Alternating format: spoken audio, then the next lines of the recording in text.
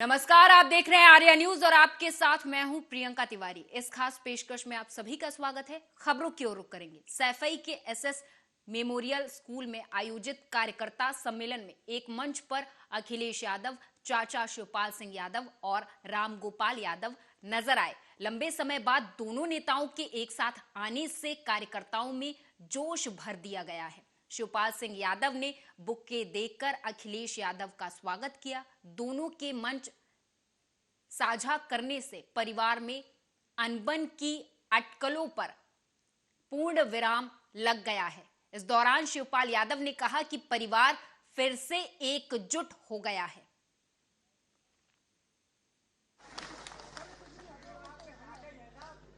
जब हम एक हो गए हैं तब आपकी जिम्मेदारी है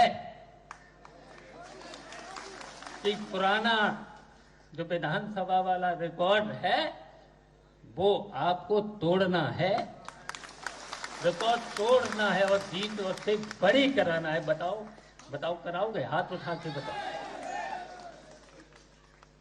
तब तो हाथ उठाया है, अब तो काम करना है। और हाथ उठा करके अगर काम नहीं किया तो फिर तो झूठ हो जाएगी। तो फिर उठाओ हाथ, एक बार फिर उठाओ। झूठ नहीं, आज ही से काम करना है, आज ही से काम करना है। वोट नहीं कह करके। महामहिम आनंदीबेन पटेल लखीमपुर खीरी पहुंची, जहां उन्होंने जिले के सभी बड़े अधिकारियों के साथ बैठक की। बैठक के बाद महामहिम आनंदीबेन पटेल पंडित दीनदयाल उपाध्याय सरस्वती विद्या मंदिर इंटर कॉलेज पहुंची, जहां उन्होंने कॉलेज के वार्षिकोत्सव और छात्र अलंकरण समारोह में बतौर मुख्य अतिथि शिरकत की।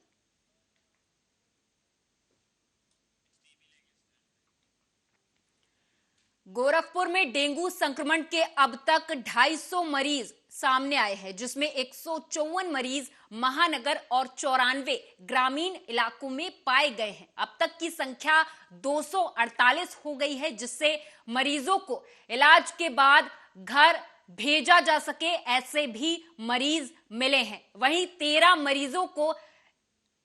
मरीजों का इलाज जिला अस्पताल में किया जा रहा है। अभी तक जिले में 248 लोग संक्रमित हो चुके हैं। इनमें शहरी क्षेत्र के 154 और ग्रामीण क्षेत्र के 94 लोग हैं। जिले के मुख्य चिकित्सा अधिकारी आशुतोष दुबे ने बताया कि शहर के विभिन्न इलाकों में संक्रमित मिले हैं।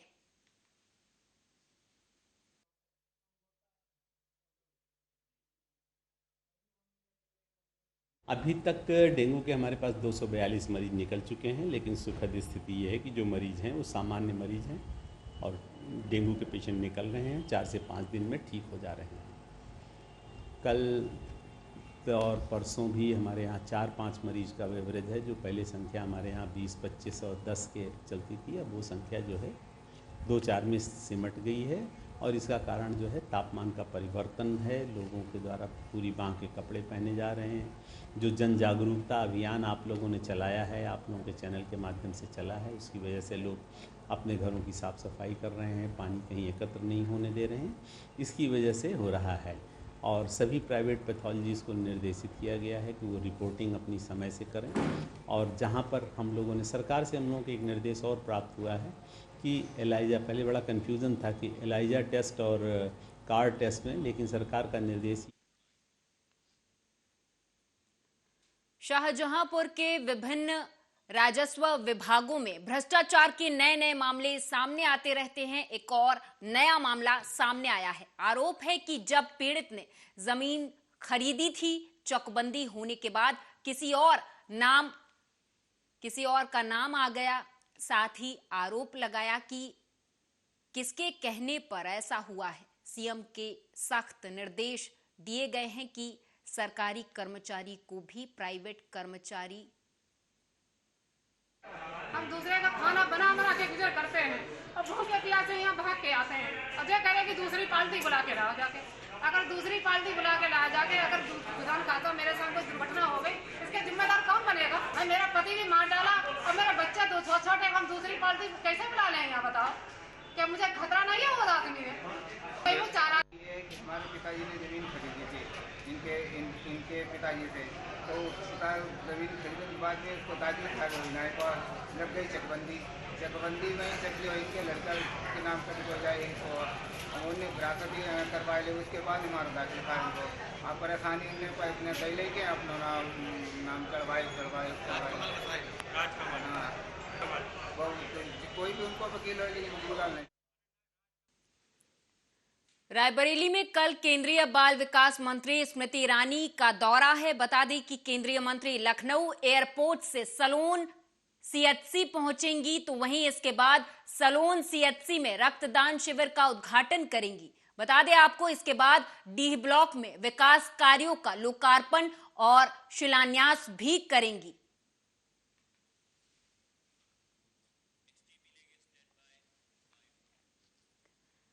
रायबरेली से अगली खबर है, जहां आपको बता दें कि गांव में घर के अंदर भीड़ जमा करके धर्म परिवर्तन कराने की शिकायत पर पहुंची पुलिस ने भवन स्वामी समेत कई लोगों को हिरासत में लेकर पूछताछ की है। मामला ऊंचाहार कोतवाली क्षेत्र के पूरे ननकू मजरे कैथवल गांव का है, जहां बीते कई सालों से मुन्नालाल गौतम के अंदर ईसाई धर्म के अनुसार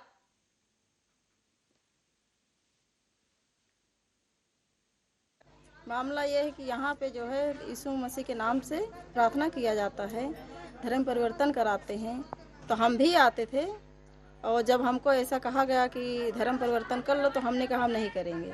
उसी बात को लेकर दरवाज़ा बंद करके हमको इनके मुन्ना लाल का लड़का रोहित दोनों मिल के मारे हैं हमको। आज तो ऐसे सब लोग आए थे। हाँ, आज भी वही चल रहा था। मामला ये है कि यहाँ पर प्रार्थना होती है यीशु मसीह की, और यहाँ पर जितने विरोधी हैं वो आरोप लगाते हैं कि यहाँ पे धर्म परिवर्तन विरोधी होता है। हैं? मतलब विरोधी है निर्मला देवी, इसी गांव के रहने वाले। हाँ, तो क्या उनका क्या आरोप है? उनका आरोप ये है वो कि भी चर्च में जाती है सर। उसका क्या आरोप उनका? मतलब आरोप ये है कि मैं जब इनके घर में गई थी तो मुझे मारा पीटा, जबकि ऐसा कुछ नहीं था। और यहाँ प्रार्थना होती है तो ये लोग कहते हैं कमाने धमाने का धंधा खोल रखा है। क्या प्रार्थना होती है? यीशु मसीह की प्रार्थना होती है। और सर, हम लोग बहुत जगह गए, बहुत से मंदिरों में, बहुत से गुरुद्वारों में, बहुत जगह माथा टेका, पर हमारी कोई समस्या हल नहीं हुई सर। पर यीशु मसीह को जब से हमने मूल धर्म क्या है आपका?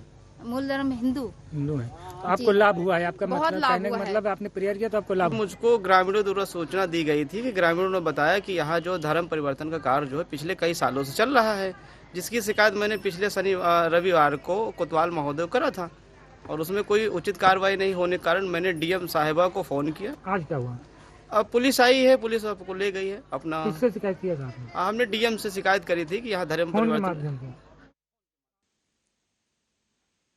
बरेली से अगली खबर है, जहां आपको बता दें कि बरेली में धर्म परिवर्तन का एक बड़ा मामला सामने आया है। बता दें कि हिंदुओं का बड़ी संख्या में धर्मांतरण कराया जा रहा था। हालांकि इस दौरान हिंदूवादी दलों ने पुलिस के साथ छापा मारा और पूरा मामला आंखों देखा समझा। इस दौरान छापेमारी में कई लोग धर्मांतरण कराते हुए पाए गए। वो द्वारा आज हमें सूचना मिली थी। सूचना तो पहले से मिल रही थी, लेकिन आज हमने ये कार्यक्रम बनाया था। बंसी नगला सिटी शमशान भूमि के पास में है, तो एक गली में एक मकान है, बंद मकान में धर्मांतरण का कार्यक्रम चल रहा था, जिसमें 100 से अधिक संख्या में लोग थे। ये लोग प्रे कर रहे थे, ईसा मसीह की प्रे कर रहे थे। हिंदू देवी देवताओं को तो अपमान होता है, वहाँ गाली दी जाती है। हिंदू देवी देवताओं को तो गाली दी जाती है, उनके बारे में गलत गलत बातें बताई जाती हैं। बुलंदशहर के पुलिस लाइन में रोटरी क्लब में निशुल्क स्वास्थ्य मेले का आयोजन किया गया। एसएसपी श्लोक कुमार ने फीता काटकर स्वास्थ्य मेले का शुभारंभ किया। स्वास्थ्य मेले में हृदय, नेत्र, दंत रोग, हड्डी और कैंसर स्पेशलिस्ट डॉक्टर मौजूद रहे। स्वास्थ्य मेले में डॉक्टरों की टीम ने एसएसपी बुलंदशहर सहित सैकड़ों पुलिस कर्मियों का स्वास्थ्य परीक्षण किया।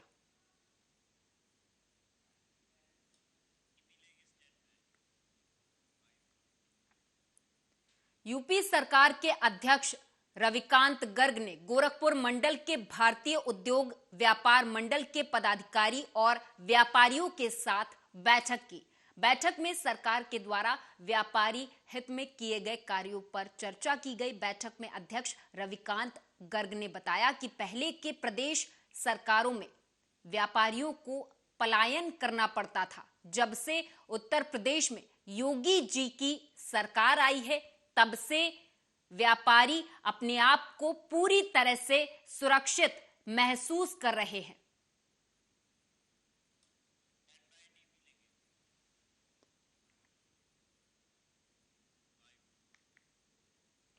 बरसाना में रात को सोते समय युवक की गोली मारकर हत्या कर दी गई। बता दें आपको कि युवक की गोली मारकर हत्या कर दी गई है। सूचना पर पहुंची पुलिस ने हालांकि शव को कब्जे में लेकर पोस्टमार्टम के लिए भेज दिया है। जांच में जुट गई है। पुलिस के मुताबिक युवक के सिर पर गोली लगी थी।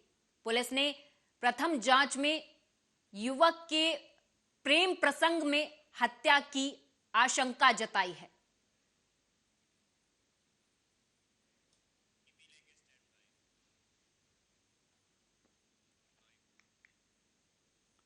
रायबरेली में खेत से वापस लौट रहे किसान को तेज रफ्तार अज्ञात वाहन ने जोरदार टक्कर मार दी। हादसे में किसान बुरी तरह से घायल हो गया। वहीं स्थानीय लोगों ने किसान को जिला अस्पताल में भर्ती करवाया, जहां घायल की हालत को गंभीर देखते हुए उसे लखनऊ के ट्रॉमा सेंटर के लिए रेफर कर दिया गया। घायल की हालत अभी भी नाजुक बनी है।